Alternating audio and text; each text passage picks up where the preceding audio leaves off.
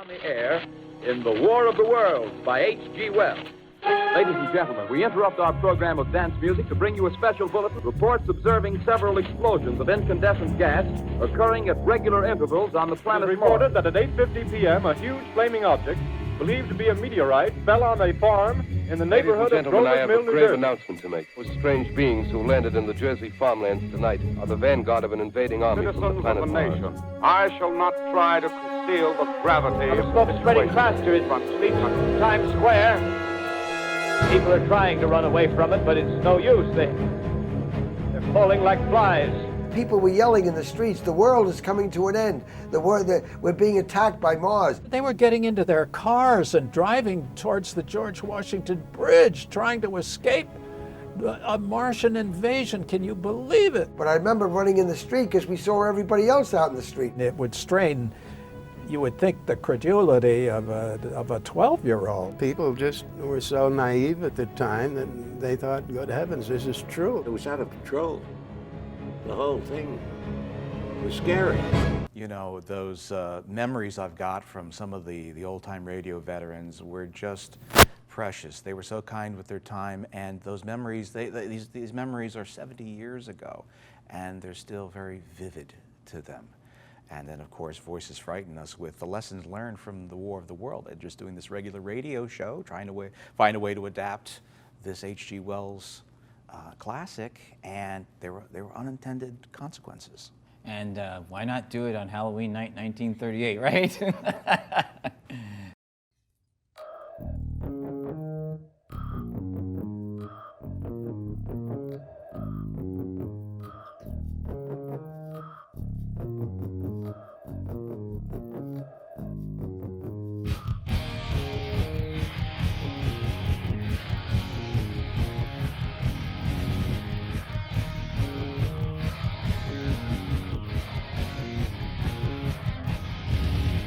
You're in your bedroom and there's a knock at the door. Your mom says she hears jamming through the floor. Looks around with disgust on her face. This room is an absolute disgrace. Listen, I'm gonna say it once.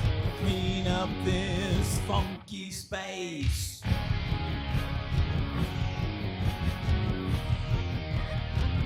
Funky space.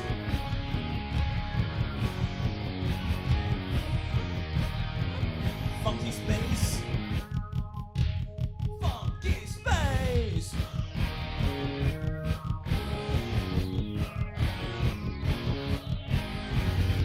You turn on the radio, listen to some tunes, straighten up the loud music, gotta hear some blues. Mama, please don't you get on my case. Some friends are coming over to this place. Hey everyone, the fun has begun. Let's dance in this funky space.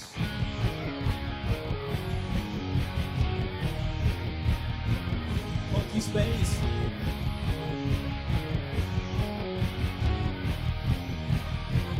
Funky space.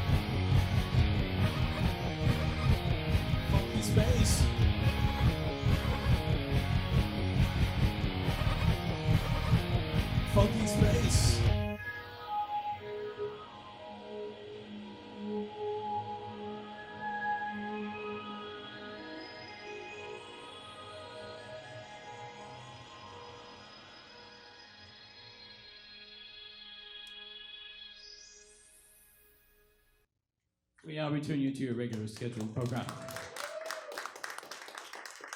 Thank you very much.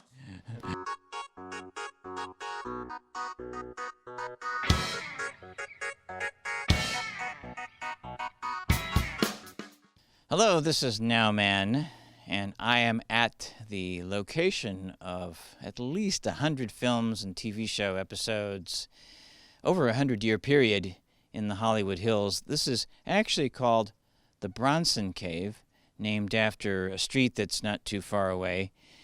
And it's actually the namesake of a famous actor who, when he came to Hollywood as a young man, he saw the street and he said, "Hey, Bronson. That's going to be my show business name." Anyway, that's another side story. But this is the Bronson Cave. It, in the early part of the 20th century, it actually was a quarry, and it was all dynamited out and all of that, and a lot of the stone here was used to build foundations in the Hollywood homes that are literally just probably within miles of this area where we are right now. But in 1919, the film industry decided they wanted to start shooting films here, and they have so far up through the 2010s. So pretty remarkable. It's most known as the Batcave because this is the original location where the Batmobile drove out of in the beginning scenes of the Batman TV series with Adam West and Burt Ward in the 1960s. But there's so much more here. I mean, all the Star Trek television series were shot here at one time or another, from the original series up through Enterprise. Even one of the Star Trek movies, original movies, called The Undiscovered Country. I mean, I could go on and on and on and on. But it's an interesting story here that still continues on, and it's in a location that is only really maybe a couple miles away from a lot of people, tourists and all that, on Hollywood Boulevard and Highland and Vine, and it's just amazing that it's so quiet, and we're so close to a big city, and we're technically in a big city. So if you're ever in Hollywood, this is a must-see if you're into film locations and just something cool, and you can even hike up to the Hollywood sign from here. This hike here actually is only about a quarter of a mile. So it's at the very furthest southwest side of Griffith Park. So you can Google that, you can do all that kind of stuff, and it's a great time for all. And speaking of the Hollywood sign, there's a great view of it from this location as well. It's so beautiful here to look directly at the mountainside, and technically these are part of the Santa Monica Mountains. And you'll see all sorts of nature here at various times. I've seen deer actually walking through here, and a coyote, and there's lots of birds and all sorts of interesting types of wildlife that we share this space with. Now, this is called the Batcave, but you're not going to find any living bats here. Hello, this is Niswander, and I'm in front of the Dearly Departed Tours in Hollywood on Sunset Boulevard, and we're going to talk to the founder, Scott Michaels, right now.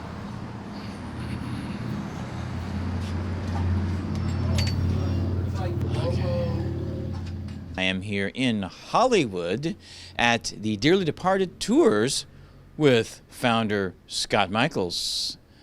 How are you, Scott? Thank you for being on the Nowman Show. Thanks for asking. This is fantastic. Now, you have been doing these really odd tours of all sorts around the Hollywood area since the 1990s. Is that correct? That's right. I came here in '94 to take over the old Graveline tour, where you go to the old Cadillac hearses. And yeah, that's why I moved to LA. And so you've been doing Dearly Departed tours now since 2005? That's right. I started this company. Our first tour was January 1st, 2005. Yes, we made it 10 years, God. Scott, what made you want to get in this kind of business? I've been fascinated with this sort of dark side of Hollywood since I was a kid. I've always been sort of exposed to death. I've seen it from a really young age, not in a dramatic way, but I've seen dead people, and it just never really bothered me that much. In fact, it fascinated me. So when I heard about the Graveline tour, and I thought, well, that's fantastic. That's what I want to do, because to me these are historic things, and I've assembled what I think people should see.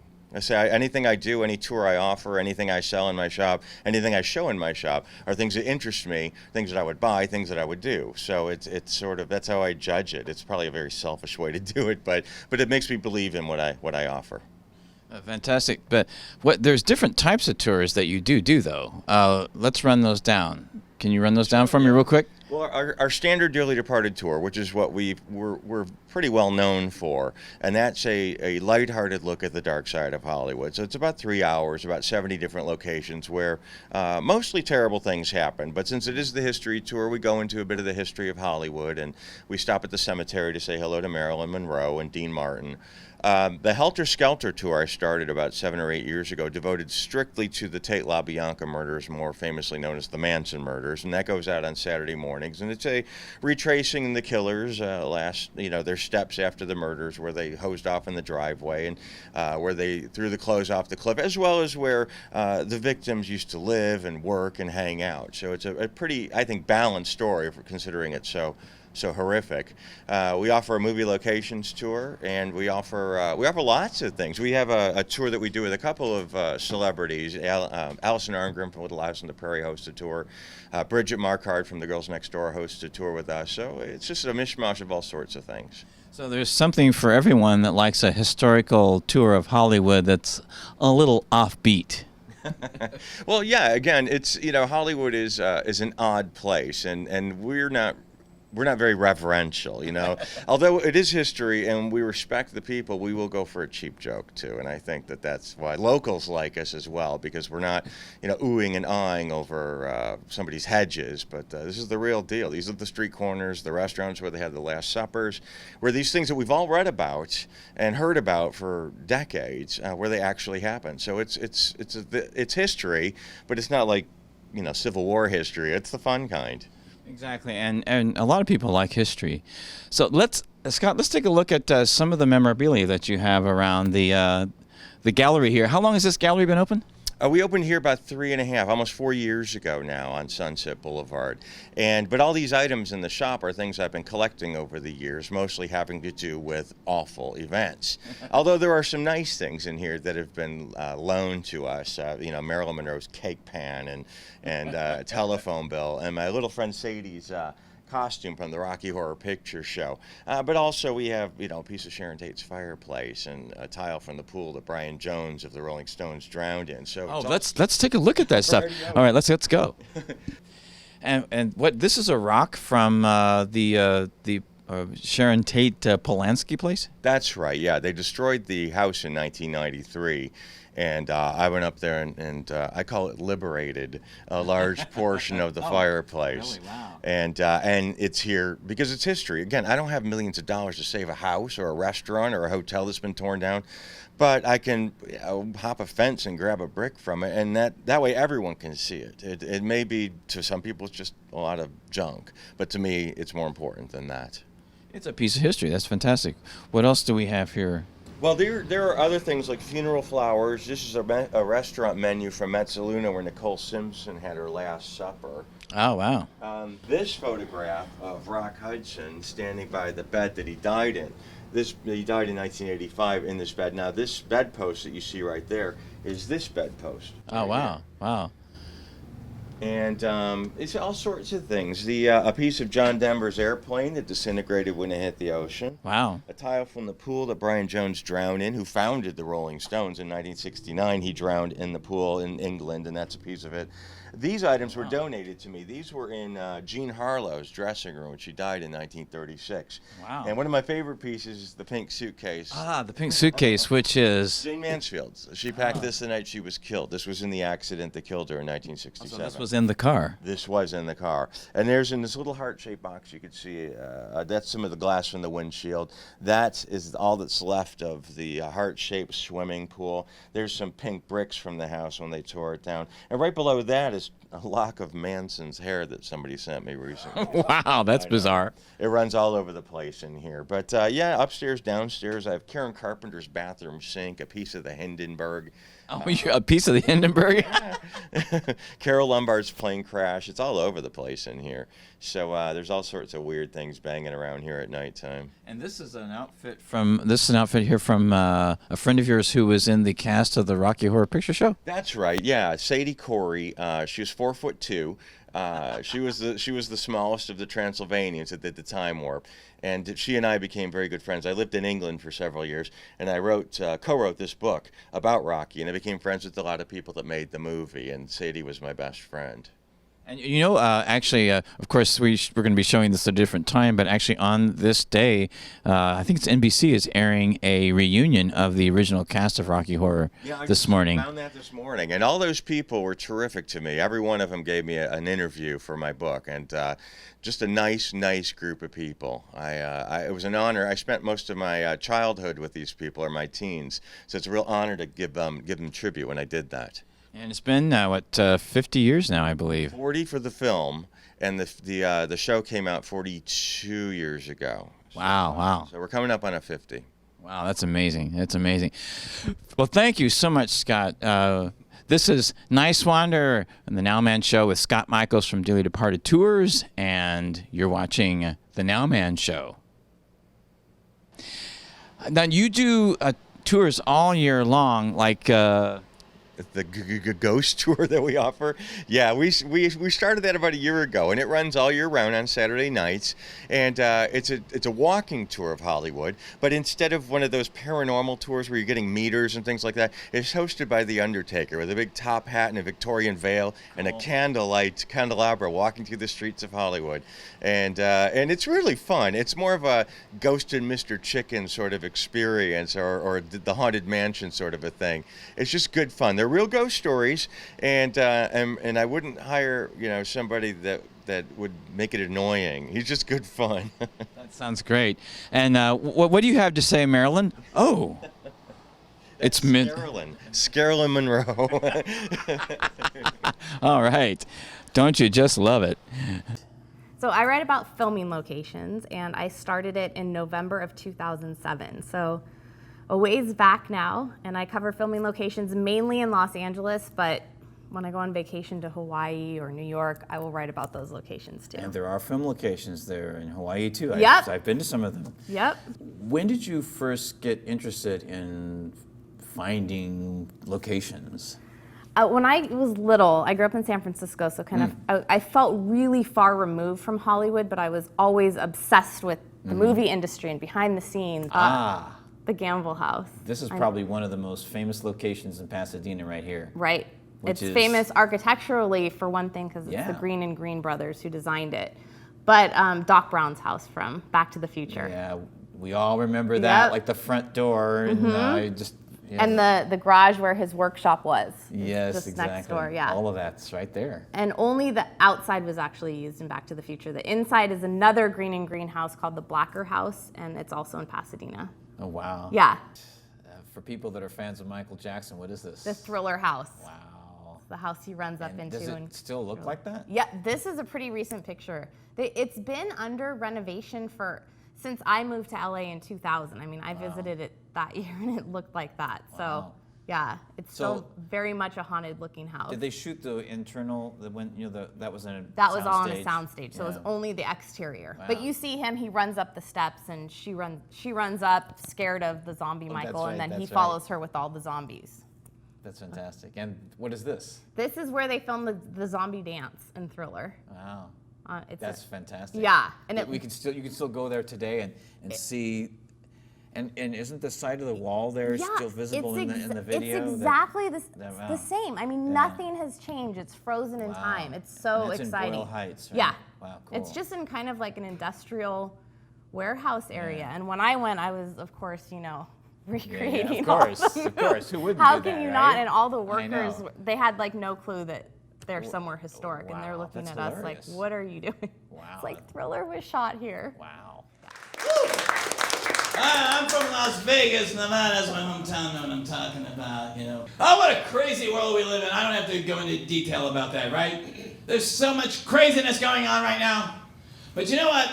people say, hey, no, look at it the bright side. You know, people have had their boats lifted. I mean, the quality of life, look at the technology, everything is so easy. And I'm like, yeah, progress. But do you realize the progress that we have created has done a couple of things that never happened before? We can now destroy everything on the surface of this planet in a very short period of time.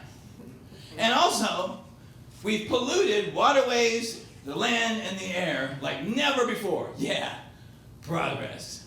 Okay. Oh, but you know, I do get scared sometimes. You guys get scared? Yeah. Things scare you? Yeah. I get scared sometimes when I'm on the stage and I hear boo. But you know what really scares me? Stupid people scares the crap out of me! Okay, I had to get that out of my system. I'm not conspiracy. I'm not a theory. I'm not a business plan. Don't talk to me about product and prices and placement, although this is promotion. I'm not science fiction. I'm real, but don't be afraid. I'm your friend. Stay tuned for more. The interesting thing about Hollywood Boulevard is that up and down Hollywood Boulevard, Vine Street, there's just one star after another. It's been here since the 1950s and been building more and more and more of these individual ceremonies as time goes on. Each and every one of these stars represents a ceremony. I personally saw two, one for David Bowie in 1997, a little bit further down the street here, closer to Highland. And I saw him and Iman, who were present for that. It was a great day. And also I saw Jeff Lynne of Electric Light Orchestra get his star, I believe, in 2015. And he was there with Tom Petty and Joe Walsh, who gave him special tributes during the ceremony. I saw in the audience Danny and Olivia Harrison, wife and son of Beatle George Harrison. And I know there were a few other people too, I can't remember. But it was a great day. So I've seen how those ceremonies work, and they're a lot of fun. So that means at some point, Queen was here, probably also the whole band, probably Freddie Mercury, Brian May, Roger Taylor, and John Deacon, the bass player, on this spot. And it was probably a magical day, and I don't know what year that was, but I didn't make it. I would have loved to have been here. I also wanted to talk about Rami Malek, star of the TV show called Mr. Robot. If you haven't seen that on USA Network, you can also find it online.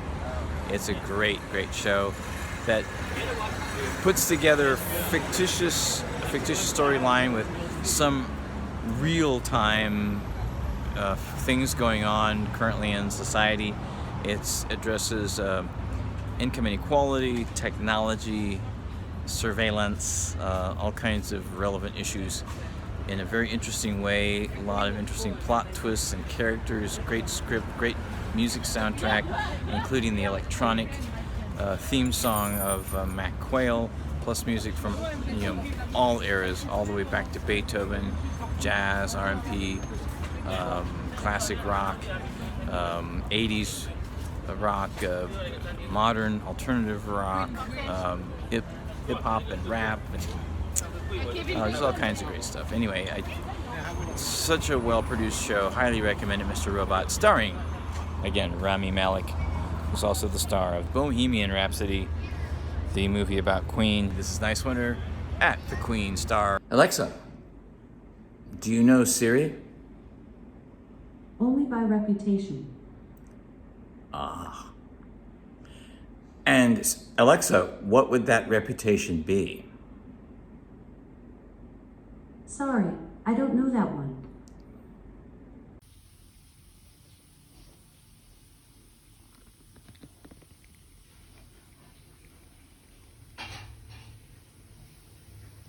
I want to say that Halloween's here a little early, and I'm telling people, I think and I mean, this is maybe not a joke, but it's maybe my joke of the night.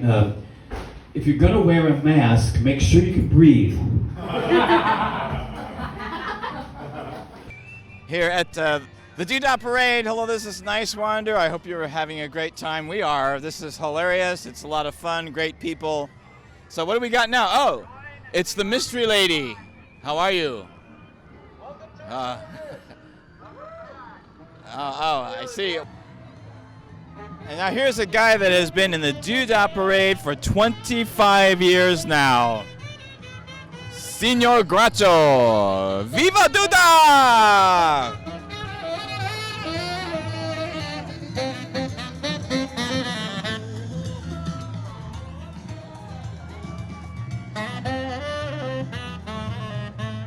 Here comes the wonderful roller derby girls. Hello, girls. Woohoo! Right. The queen, bro. Yes, yes. Oh, thank you. Thank you very much. All right.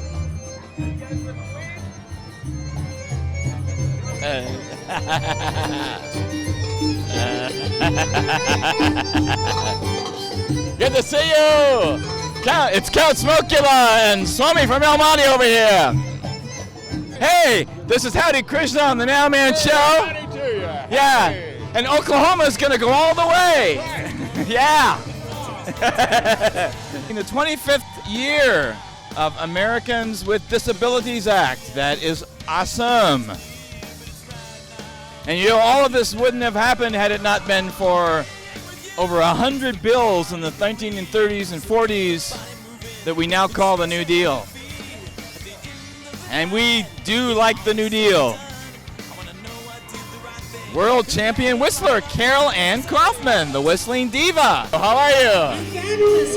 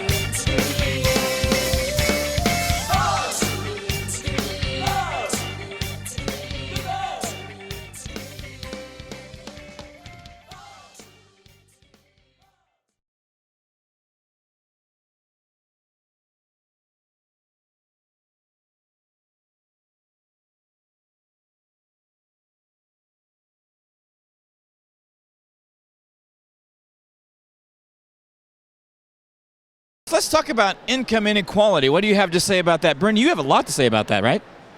Yes, I do. I think income when the top 1% of the top 10% of the top 1% of the top 10% of the top 1% of the top 10% controls a smaller percentage of the wealth than all we combined. I don't think that's fair. I think we need to change those percentages to simple fractions. And if I were president, I would do that. Excuse me. There's no economic inequality. I've got a lot of money and I'm very comfortable. And I think people who are poor, they can work for me. And if they don't work for me, then we'll ship them out of the country. But the point is, we're going to have jobs. We're going to have so many jobs. Jobs is in the Bible. There's the book of Job. It's right there. It's all you need to know.